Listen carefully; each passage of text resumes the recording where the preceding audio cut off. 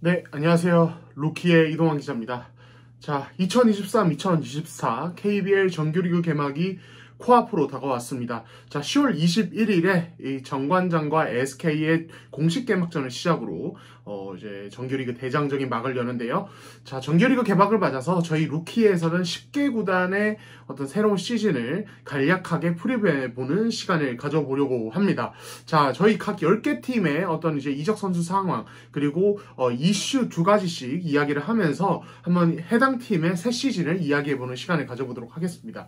자, 오늘 첫 번째 팀은 바로 정관장입니다.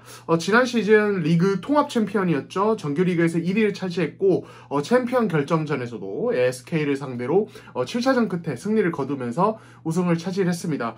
다만 이제 이 정관장은 이번 시즌에 로스터 변화가 많습니다. 일단 이적한 선수들이 상당히 많았죠. 네, 오세근 선수가 팀을 떠났고요. 그리고 문성원 선수, 그리고 함준우 선수도 팀을 떠났고, 양희종 선수가 은퇴를 하고, 그리고 변준영 선수가 입대를 했습니다. 자, 그렇게 되면서 주축 국내 선수들이 굉장히 많이 바뀌었고요. 그리고 최성원, 이종현, 정효근 이런 선수들이 이제 또 팀에 합류를 하면서 국내 선수진은 사실상 거의 다 바뀌었다고 볼 수 있겠습니다. 자, 이 팀 같은 경우는 다가오는 시즌의 키포인트 2개 꼽아보자면 먼저 오마리 스펠맨 변수 이야기를 하지 않을 수가 없습니다. 자, 스펠맨이 여름 동안의 어떤 체중 관리를 비롯한 몸 관리가 제대로 되지 않으면서 이 레바논 대표팀에서 월드컵을 뛰는 모습이 상당히 많은 농구 팬들에게 실망감을 안겨줬었죠. 자, 그리고 이제 곧바로 정관장에 합류한 뒤에도 이 연습 경기에서의 어떤 몸 상태 이런 것들이 그렇게 좋지는 않았는데, 자, 정강이 피로골절 부상이 발견이 되면서 한동안 팀을 위해서 경기에 나설 수 없게 됐습니다. 자, 정관장은 일단 대만에서 열린 존스컵에서 함께 했었던 이 듀본 맥스웰을 영입을 했는데, 자, 이 부분이 어떤 변수가 될지 좀 지켜봐야 될 것 같습니다. 맥스웰은 개인기량만 놓고 보면 사실 정상적인 몸 상태의 스펠맨보다는 떨어지는 선수입니다만 존스컵에서 어떤 플레이는 굉장히 팀 친화적이고 영리하고 센스가 있는 모습이었습니다. 그렇기 때문에 오히려 시즌 초반에 이 맥스웰과 함께 경기를 치르는 것이 정관장 입장에서는 나을 수도 있다, 이런 이야기도 있는데요. 과연 이 오마리 스펠맨의 변수 그리고 이 맥스웰 영입 효과가 이 정관장의 정규리그에 어떤 영향을 줄지 지켜보면 재밌을 것 같고요. 자, 그리고 말씀드린 대로 정관장은 국내 선수가 굉장히 많이 바뀌었습니다. 뭐 정효근이나 최성원 이런 선수들이 자기 몫을 해줘야 되고, 박지훈도 정말 중요한 선수죠. 자, 국내 선수가 많이 바뀐 정관장이 사실은 객관적인 힘은 많이 떨어져 보이기 때문에 디펜딩 챔피언임에도 불구하고 다가오는 시즌에 어떤 우승 후보로 거론이 되고 있지는 않거든요. 과연 정관장이 어떤 저평가를 딛고 디펜딩 챔피언의 저력을 다가오는 정규리그에도 보여줄 수 있을지 지켜보면 재밌을 것 같습니다.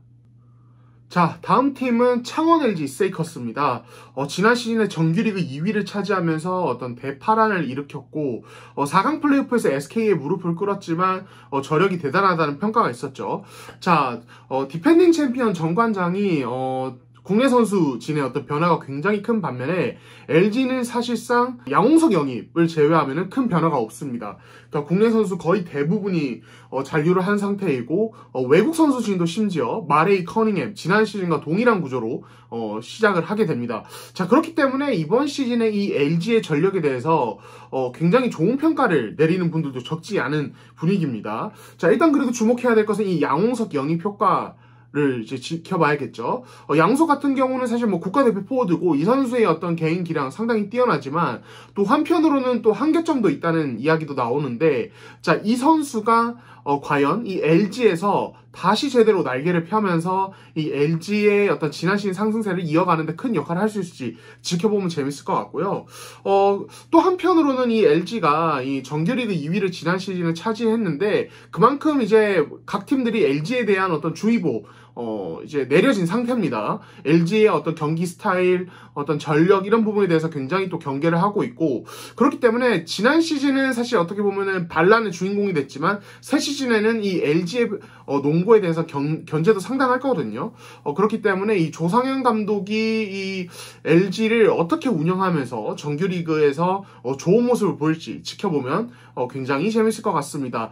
그리고 이제 가장 또 중요한 것은 역시 이 외국 선수진이죠. 이 아셈 마레이 단테 커닝햄, 이 외국 선수진이 사실 LG는 굉장히 안정적이고 시너지 효과도 좋고 이 선수들이 심지어 국내 선수들과도 굉장히 잘 어우러지기 때문에 팀이 좋은 성적을 거두는데 또 큰 역할을 했다고 볼 수 있는데요. 이 선수들이 또 다가오는 시즌에 원래의 모습을 그대로 보여주느냐, 혹은 다른 팀들의 외국 선수들이 또 많이 바뀌었잖아요. 그런 상황에서 그 경쟁력을 유지할 수 있느냐, 뭐 이런 부분도 굉장히 중요할 것 같습니다. 여기에 이제 이 아시아 쿼터 선수인 저스틴 구탕이 지난 시즌 중반 이후에 어떤 팀의 굉장히 중요한 전력으로 자리 잡았는데, 이 선수가 이번 시즌에 한 번 더 스텝업을 한다면 굉장히 LG 농구 재밌어질 것 같거든요. LG 지켜보시면 재밌을 것 같습니다. 자, 다음 팀은 SK입니다. 자, 지난 시즌 정말 챔피언 결정전 7차전 승부 끝에 아쉽게 패했던 그런 팀이고, 이번 시즌에 챔피언 트로피 탈환을 노리고 있습니다. 로스터에 꽤 큰 변화가 있었습니다. 이 어떤 팀의 중심이었던 최준용 선수가 떠났고요. 챔프전에서 또 히트 상품이었던 최성원이 정관장으로 떠났습니다. 자, 그런 상황에서 오세근이 합류를 하면서 SK가 굉장히 또 재밌는 시즌을 치를 준비가 되어 있는 것 같습니다.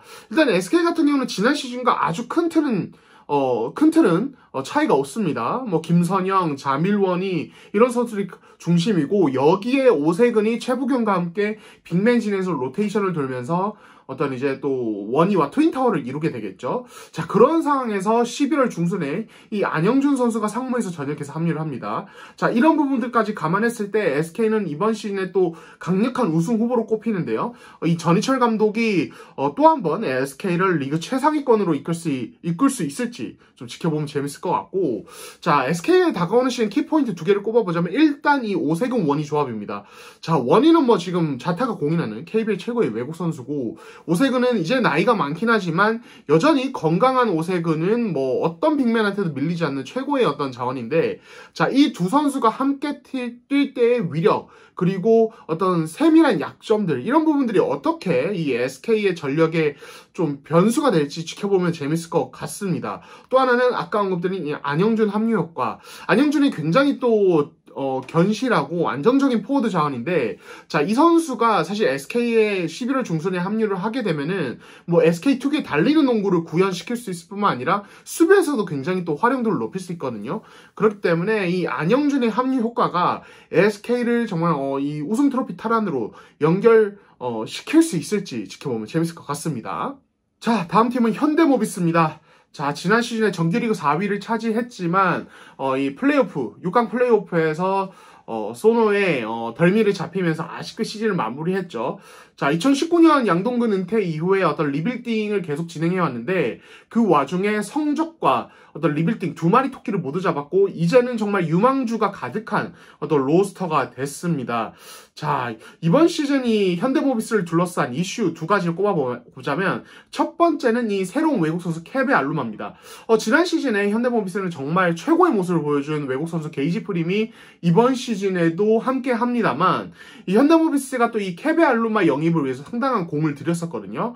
이 알루마는 어떤 정통 빅맨보다는 포워드 타입의 외국 선수인데, 일단 최근에 치러진 이 컵 대회에서였던 모습은 사실 조금의 불안한 모습이 좀 있었습니다. 어떤 빅맨이라고 하기에는 또 어떤 힘이 약하고, 포워드라고 하기에는 다른 어떤 포워드 외국 선수들과 비교했을 때 좀 스피드나 기술이 조금 떨어지는 느낌이 있었거든요. 일단 이 조동현 감독은 이 알루마에 대해서 신뢰를 보내기로 지금 마음을 먹은 상태입니다. 자, 이 알루마가 이 정규리그 개막 이후에는 컵대회보다는 좋은 경기를 보여줄 수 있을지 지켜보면 재밌을 것 같고, 자, 또 하나 현대모비스의 키포인트는 바로 이 달리는 농구입니다.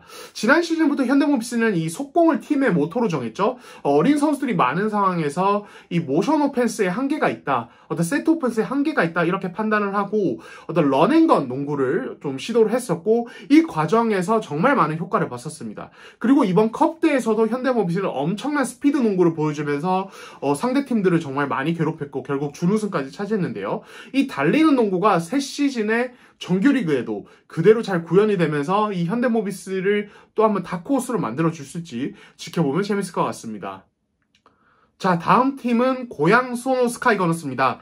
자, 이 팀 정말 여름에 말도 많고 탈도 많았다가 비로소 이 소노의 어떤 재창단으로 인해서 정규리그에 함께하게 됐습니다.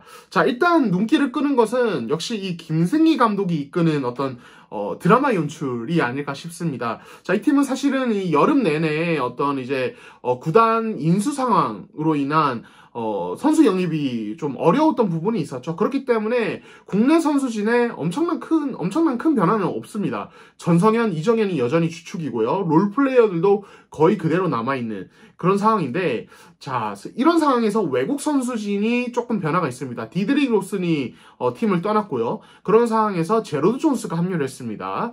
자, 김승희 감독 굉장히 또 이 공수 양면에서 특색 있는 농구를 하고 있고, 또 양궁 농구의 대표 주자이기도 한데, 이 김승희 감독은 지금 시즌 개막을 앞두고 전력 질주를 선언을 했어요. 시즌 초반에 온 힘을 다해서 승수를 쌓는 어떤 전략을 가져가겠다고 공개 선언을 했는데, 과연 이 소노의 김승희 감독표 드라마가 재방에 성공할 수 있을지 지켜보면 재밌을 것 같고, 자, 또 하나 주목해야 될 요소는 바로 이 국가대표 가드 이정현입니다.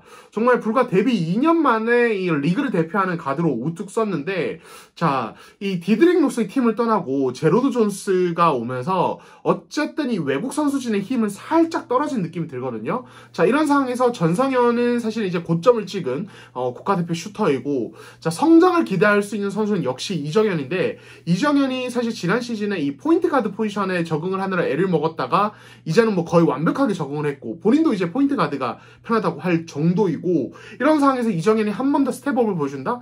그러면 이 소노의 드라마가 재방될 가능성이 있습니다. 자, 이 국가대표 가드 이정현, 이 선수가 얼마나 성장한 모습을 보여줄 수 있을지 지켜보면 재밌을 것 같습니다.